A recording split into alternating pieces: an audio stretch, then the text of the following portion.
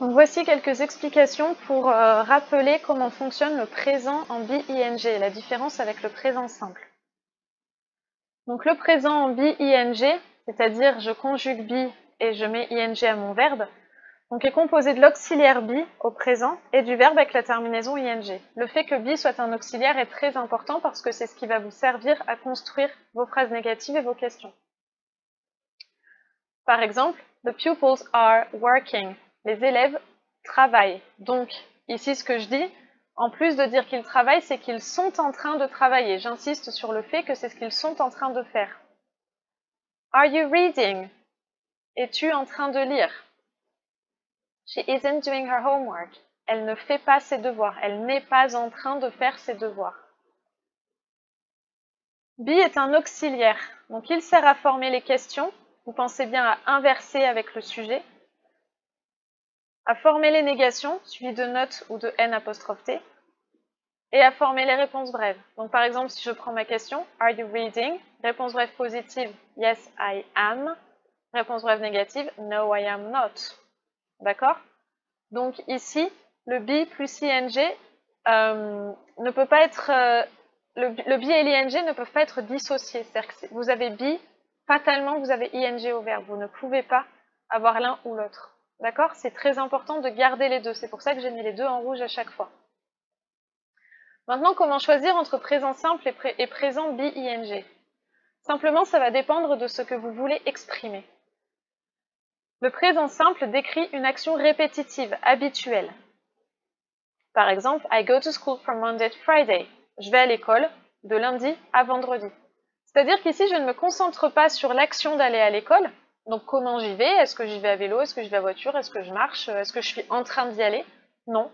Je fais juste un commentaire. Je décris ma semaine, une habitude. Moi, je vais à l'école du lundi au vendredi. D'accord? À l'inverse, avec be-ing, on insiste sur l'action elle-même. On insiste sur son déroulement. Et ça, c'est super important. C'est-à-dire qu'avec be-ing, je ne fais pas un simple constat neutre. J'insiste sur ce qui est en train de se dérouler. Exemple, he's doing his homework. Il est en train de faire ses devoirs. Ok? Et donc, si en français, vous pouvez dire être en train de, si vous pouvez utiliser l'expression être en train de, ça veut dire qu'en français, vous vous concentrez sur ce qui est en train de se passer. Et donc, en anglais, vous pouvez associer be-ing au présent. D'accord? Donc, vous allez regarder une vidéo. Et voici l'exercice que je vous demande de compléter. Donc, vous avez des verbes entre parenthèses. Drive, walk, talk, watch, do, guide, brush, get up, sleep. Still, ça veut dire toujours. D'accord? Il dort toujours. Play. Tout est au présent. Le vocabulaire n'est pas difficile. Faites bien attention au contexte de la phrase. Donc, on va regarder la vidéo ensemble. Vous pourrez revenir dessus, faire pause, etc. Et la correction de cet exercice sera après la vidéo. Donc, on va corriger ensemble après la vidéo. Donc, bien sûr, vous faites pause, vous revenez en arrière, etc. pour faire l'exercice avant de voir la correction. Sinon, ça ne présente aucun intérêt. Donc, première phrase, juste pour le sens. Tous les jours, Mike conduit pour aller au travail.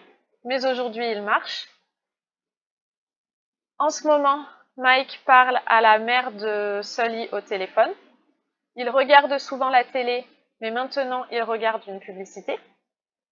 Sully et Mike ne s'exercent pas ensemble. Sully fait sa routine et Mike le guide. Ensuite, Sully se brosse toujours les dents. Sully se lève généralement à 6h, mais aujourd'hui, il dort toujours à 6h05. Et enfin, les petits monstres jouent dans la rue. Donc à vous de vous poser la question, en fonction du contexte que vous donne la vidéo, est-ce que c'est une action qui est habituelle, générale, ou est-ce que c'est quelque chose qui est en train de se passer?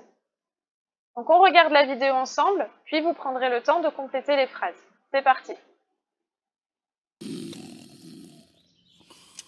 Hey, good morning, Metropolis. It's now 5 after the hour of 6 a.m. in the big monster city. Temperature's a balmy 65 degrees, which is good news for you reptiles, and it looks like it's going to be a perfect day to maybe, hey, just lie in bed, sleep in, or simply work out that slab that's hanging over the bed! Get up, Sully!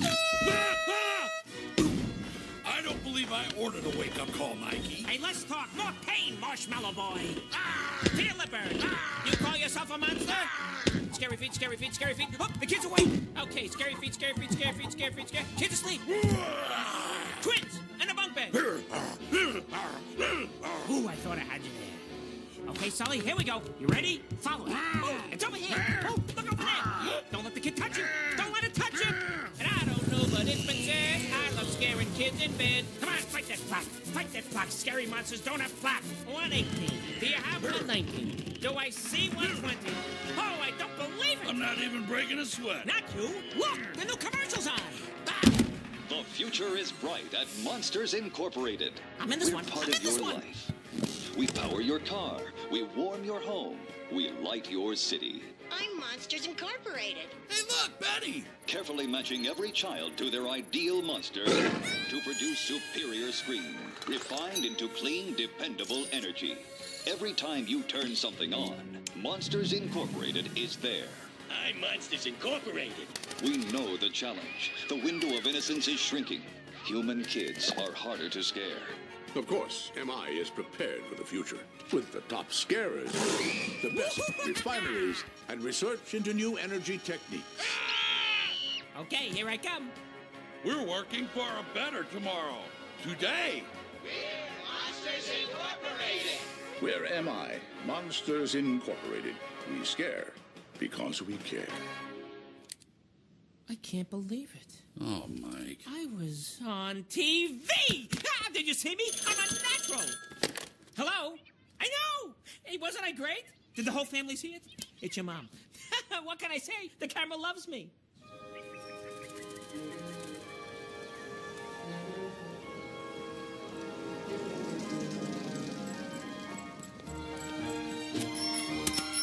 I'm telling you, Big Daddy, you're going to be seeing this face on TV a lot more often. Yeah, like on Monstropolis' Most Wanted. You've been jealous of my good looks since the 4th grade, pal. Have a good day, sweetie. You too, hon. Ooh, okay, Sully, hop on in. Nope. Hey, where you going? What are Mikey, you there's a doing? screen shortage. We're walking. Walking? Yep. No. My baby, look, she needs to be driven.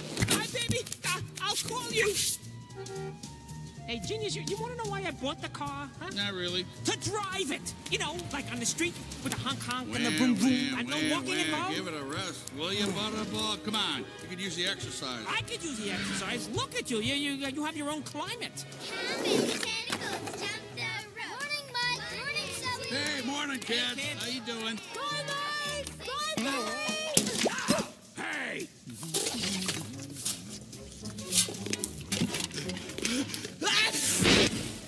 Oh, nuts. Ok, donc on passe à l'exercice. N'hésitez pas à revisualiser la vidéo. Vous avez les sous-titres. Si vous ne comprenez pas tout ce qui est dit dans les dialogues, c'est pas l'objet là, hein, c'est pas grave. Vous observez ce qui se passe. Bien sûr, le plus de mots vous comprenez, le mieux c'est. Vous pouvez chercher dans les dictionnaires en ligne et tout. Mais c'est juste pour vous donner du contexte en fait. Parce que c'est plus facile à retenir si vous avez un contexte précis. Donc on observe nos phrases. Là, je passe directement à la correction. Hein, donc avant ça, vous avez fait pause dans la vidéo et vous avez complété vos phrases tout seul. Hein, d'accord ? Donc on y va. Every day, ça veut dire tous les jours. Ça veut dire qu'ici, je vais forcément avoir un présent simple. Mike drives. J'oublie pas le S parce que le sujet c'est Mike. Donc j'ai un S à la 3e du singulier. But today, donc attention, j'ai une rupture temporelle. Aujourd'hui, he is walking. Ça veut dire j'insiste sur le fait qu'aujourd'hui c'est différent. Il est en train de marcher au travail, littéralement. Je le vois, la caméra est en train de le filmer. Ok ? Right now, donc tout de suite, maintenant, Mike is talking to Sally's mom on the phone. Is talking parce que c'est right now. D'accord? Donc j'insiste sur le fait que c'est en train de se passer maintenant, tout de suite. Phrase suivante. Ici j'ai often qui veut dire souvent. C'est donc une habitude, c'est quelque chose qui se passe souvent, régulièrement. Donc présent simple. They often watch TV. But now, je fais attention, j'ai now, maintenant. Qu'est-ce qu'ils sont en train de faire? They are watching an ad. Ils sont en train de regarder la télé. Donc d'ordinaire, ils regardent la télé, ça arrive plutôt souvent. Mais là, tout de suite, j'insiste sur le fait qu'ils sont en train de regarder une pub, ad, pub. Et ça, c'est important parce que ils veulent regarder cette pub. C'est la nouvelle pub de leur entreprise. Et spécialement, Mike est tout excité à l'idée de se voir à la télé. Ok ? Ensuite, phrase D. Je lis toute ma phrase, je tombe sur routine. Routine, c'est quelque chose qui se passe tous les jours. C'est la routine, hein, c'est exactement le même mot. Donc, je vais être au présent simple. They don't exercise together. Sully does. Je fais attention, je conjugue bien mes verbes. Ici, j'ai un pluriel, donc don't. Ici, j'ai que Sully, donc he does. D'accord? His routine and Mike guides him. Même chose, j'ai le S au verbe parce que sujet Mike. Hein, on fait attention à ça. Donc ici, je suis au présent simple parce que j'insiste pas sur ce qu'ils sont en train de faire, mais sur ce qu'ils font régulièrement, tous les jours, pour s'entraîner. Phrase suivante. Then Sully always. Always, c'est mon marqueur de temps, ça veut dire que c'est ce qu'il fait tous les jours, donc j'insiste pas sur l'action en elle-même, mais sur le fait qu'elle soit répétitive. Donc présent simple, brushes, et je n'oublie pas mon ES au verbe parce que le sujet c'est Sully. Je suis au présent simple, je mets un S à la troisième personne du singulier.